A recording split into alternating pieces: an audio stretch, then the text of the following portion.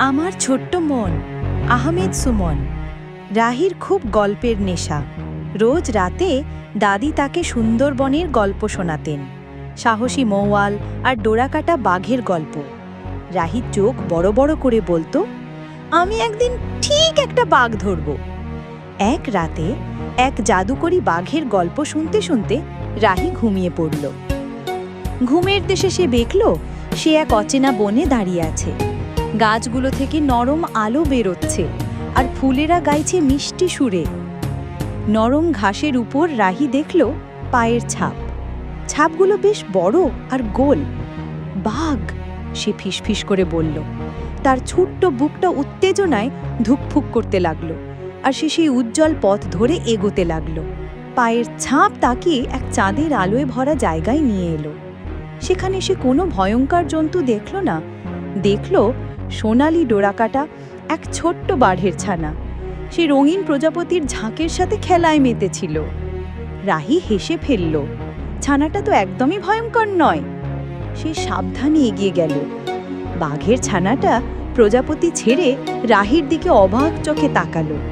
রাহি আলতো করে তার হাত বাড়িয়ে দিল।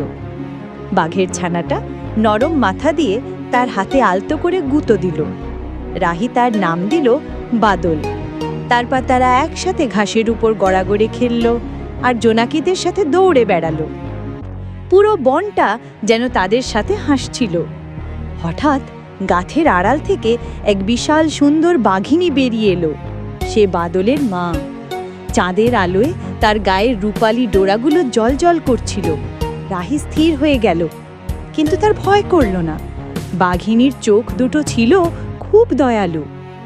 মা বাঘিনীটা আলতো করে গড়গড় শব্দ করল। সে তার নাক দিয়ে রাহিকে আলতো করে ছুঁয়ে দিল, যেন তার ছানার সাথে খেলার জন্য ধন্যবাদ জানাচ্ছে। তারপর সে রাহি আর বাদলকে বনের আরও গভীরে নিয়ে গেল তার রহস্য দেখাতে। তারা তাকে দেখালো এমন এক নদী যেখানে তারার আলো বয়ে যায়, আর এমন ফুল যা গান গাইলে ফুটে ওঠে। রাতটা ছিল জাদুতে ভরা। রাহির নিজেকে পৃথিবীর সবচেয়ে সাহসী অভিযাত্রী মনে হচ্ছিল। ভোরের প্রথম আলো যখন আকাশে রং ছড়ালো, মা বাঘিনী তাকে বনের ধারে ভিড়িয়ে আনলো। যেন সে বলল, এই জগৎটা তোমার জন্য স্বপ্নে সবসময় খোলা থাকবে। রাহি তার বিছানায় জেগে উঠল এক গাল হাসি নিয়ে। সে বাঘ ধরতে পারেনি, কিন্তু এক নতুন বন্ধু পেয়েছে, আর সেটাই ছিল সবচেয়ে বড় পাওয়া।